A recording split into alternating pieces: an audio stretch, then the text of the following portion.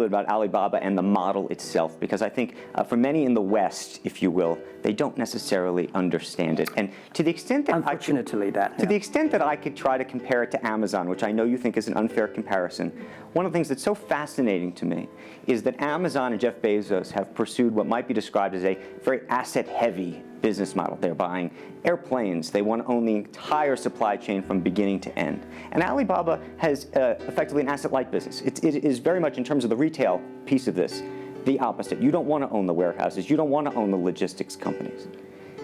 How do you think about that? Is Jeff Bezos right, or are you right? And is there going to be a meeting in the middle? I hope both are right. And because the world can never have one model. If the world has only one correct model, the world is too boring. Right? We need to have all kinds of models. And the people who do the model should believe in the model. And I believe what I do. Right? The difference between Amazon and us. Amazon is more like an empire. Everything they should control themselves, buy and sell. And our philosophy is that we want to be an ecosystem. Our philosophy is to empower others to sell, empower others to service, empower making sure the other people are more powerful than us. Making sure with our technology, our innovation, our partners, our 10 million small business sellers, they can compete with Microsoft, IBM.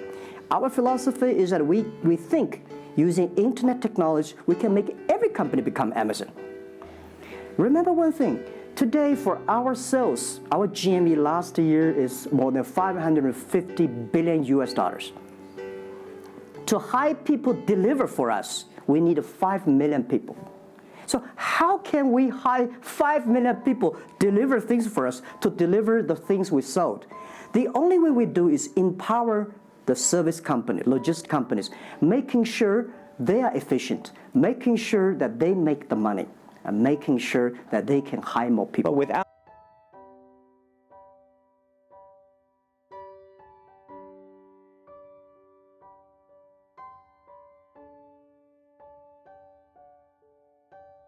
owning the whole chain, can you do it as effectively? The idea that you're watching Amazon being able to deliver things now within hours, literally. We made 125 cities deliver within 1 day last year. Imagine, 10 years ago, deliver one thing from Beijing to Hangzhou takes about 8 days. Now you can deliver things from Beijing to Inner Mongolia, some city, within 12 hours. It's improving. You can never expect these things happen within 24 hours. We have patience. So I think, can you imagine that within the 11/11 Singles Day, we sold $17 billion, and by delivering more than 600 million packages within 3 days. This is happening, and this is what we feel proud of. It's not how much money we make. It's not how powerful we are. We think because of the technology, we can make the technology very inclusive, that every small companies can use it. This is my dream. Because I started my first business in 1992 in China as a small business. In order to borrow money, 5,000 US dollars from a bank, took me 3 months to acquire, still failed. So difficult to be a small business. Today, with the technology,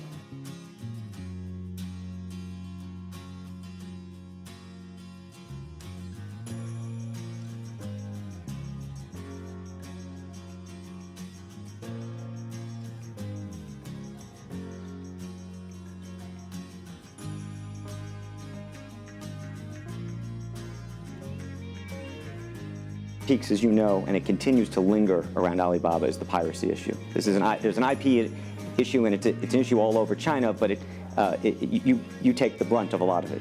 Yeah. How much progress have you made in your mind, and how do you think about some of the regulatory bodies in other countries, including the US, that continue to criticize Alibaba for these issues? First, when we start do this business, as a business like this size, you have to take all the criticism. You have to listen what is right, what is wrong. And second, as an e-commerce, when you put 10 million small business, empower them to sell. We do not like Amazon buy.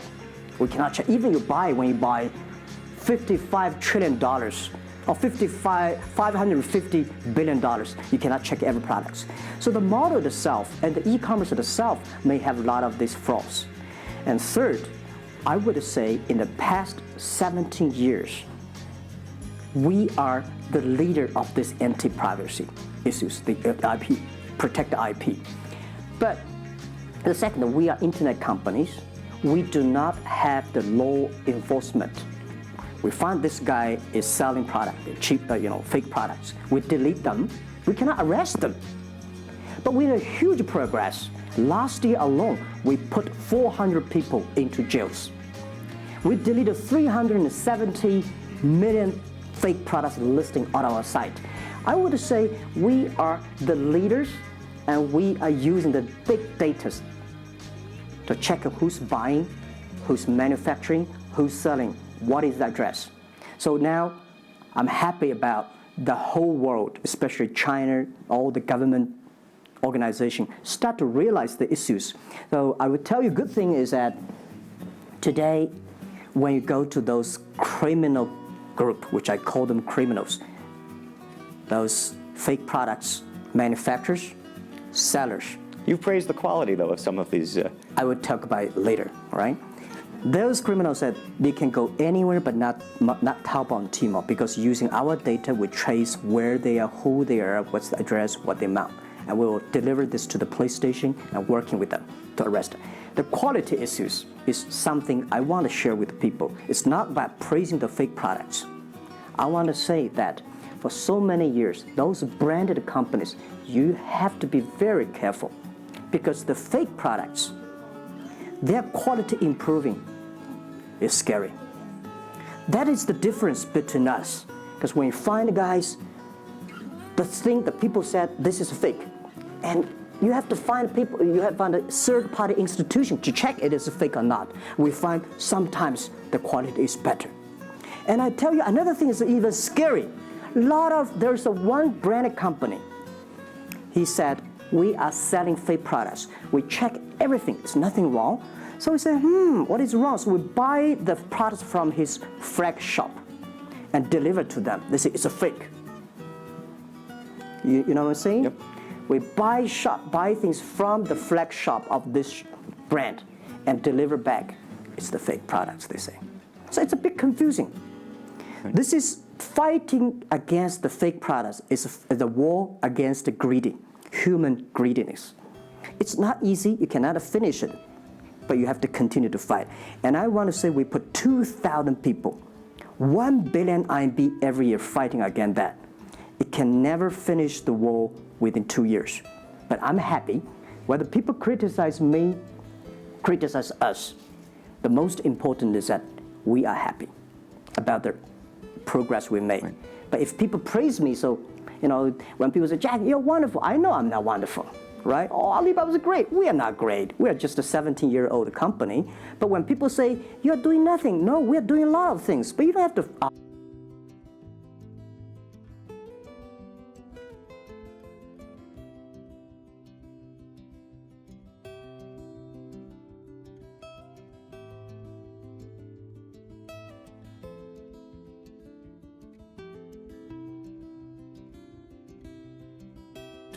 One of the things you mentioned was using big data on the piracy side, but the other thing that you're using a lot of that big data to do is provide credit and effectively banking the unbanked.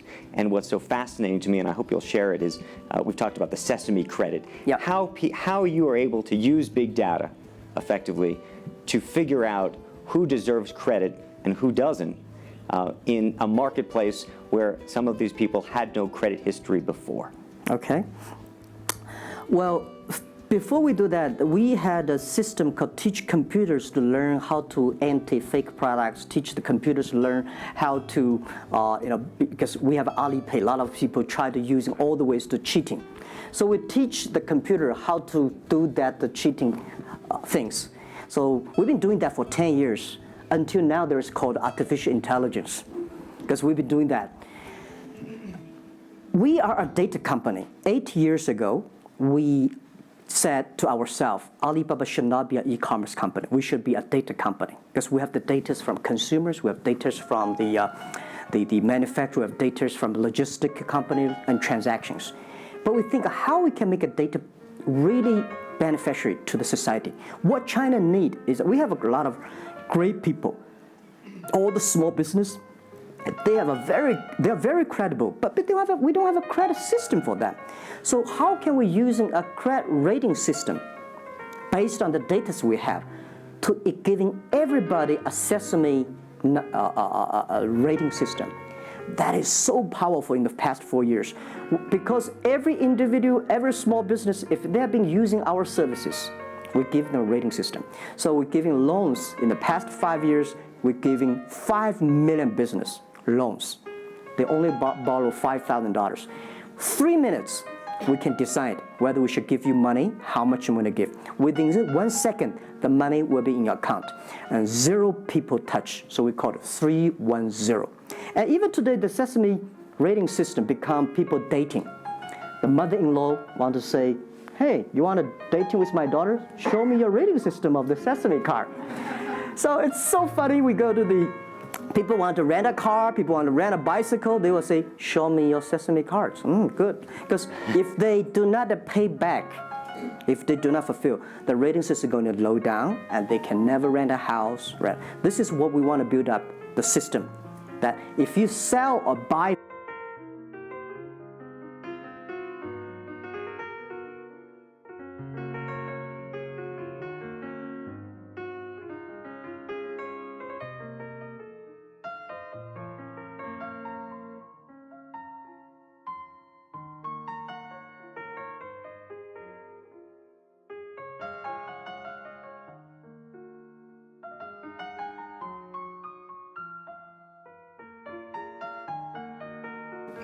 I'm going to open it up to questions, but a final one from me.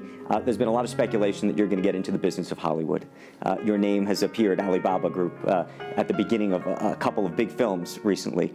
What is the ambition for Alibaba in the entertainment world? The beginning was like this. Several years, every 5 years, we have a review for our strategy. Now, our strategy is always to look at the 30 years and 10 years. Every strategic decisions we make, we have to ask one question. Did this decision we made solve society problem? Because we believe the bigger social problem you solve, the more successful you are. So if we do this cannot solve any social problems, we don't do it. Second, is this project is going to be successful in 10 years? If it's going to be successful in 10 years, let's do it. If it's going to be successful in 1 year or 1 month, now more I would say, forget about it. Because why you can be successful in 1 year or 1 month? So we all have to put pen on. And 5 years ago, we had a big debate about 10 years later, 20 years, what are the things that China society and the world want? So we say happiness and health. 2H strategy. The happiness and health. We believe Hollywood, the movie industry, bring people happy. Because today, nobody's happy. Rich people not happy, poor people not happy, At least when I watch a movie, I feel happy about it, right? So I think we should partner with the Hollywood, especially like a lot of, we have a different way of living. In China, the movie, we have a lot of heroes. But China movies, heroes always dead. The American movie hero never die. If all the heroes die, who want to be the hero? So my movie, I want to make the hero live, right? So this is I think we should learn a lot, and it's only about 2 years, so we have another 8 years to go. I want to make our company that it's not e-commerce. It's something that giving people inspirations, giving people, because I learn a lot. For example, I always say that my favorite movie, Forrest Gump. Life's tough. This is I learned, and that inspired me. That is why when people call me crazy, stupid in the past 17 years, you're crazy, you're doing something never work. You're stupid, how can you do that model? Amazon this model, eBay this model, why Alibaba this model? I told myself, Forrest Gump said, go ahead. Never care about what the other people. And the other thing, Forrest Gump said, nobody make money out of the catching whales. People make money by catching shrimps.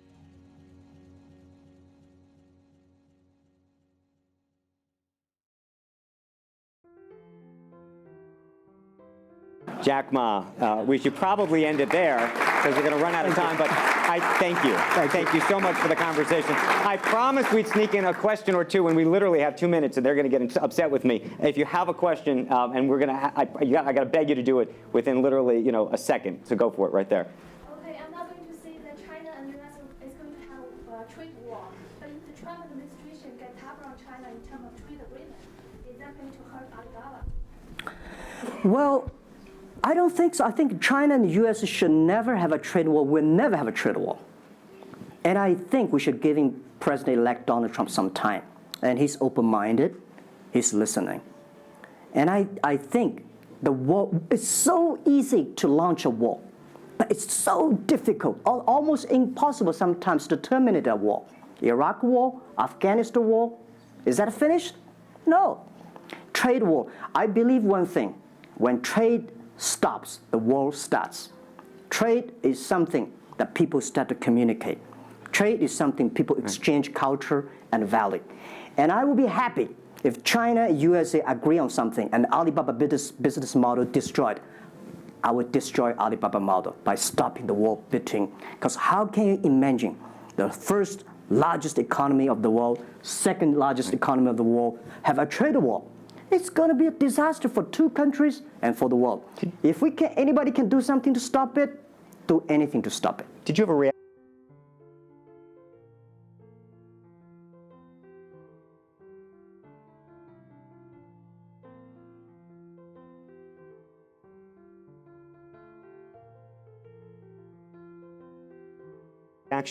To Trump and the situation with Taiwan and how he's thinking about that?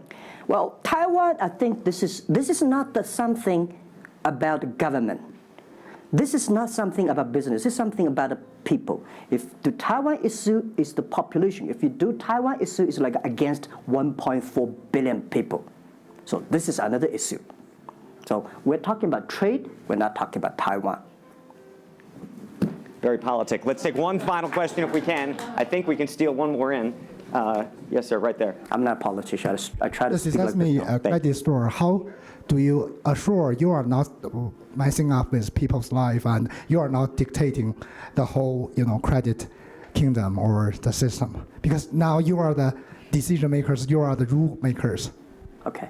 First, I'm not sure. People say, oh, this is uncertain world. Every day is uncertain. The only certain day was yesterday. I'm not sure about that in the future I would dictate, I would be stupid. That's why I should retire early when I'm young. That is why I have a lot of things that I dream I want to do. I want to do philanthropy, I want to be a teacher, I want to go back to school, I want to do the environment. And the world is so wonderful. Why you should be the CEO of Alibaba all the time? I'm coming to this world not to work. I want to come to this world to enjoy my life. I don't want to die in my office. I want to die on the beaches.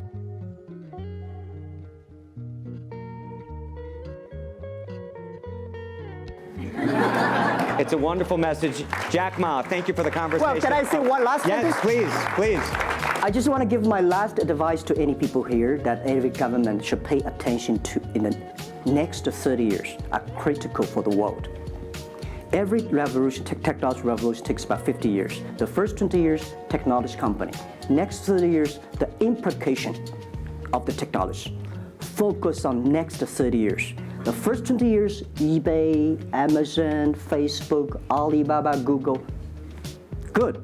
The most important is that make the technology inclusive, make the world change. This is 30 years. Next, pay attention to those people who are 30 years old, because those are internet generation.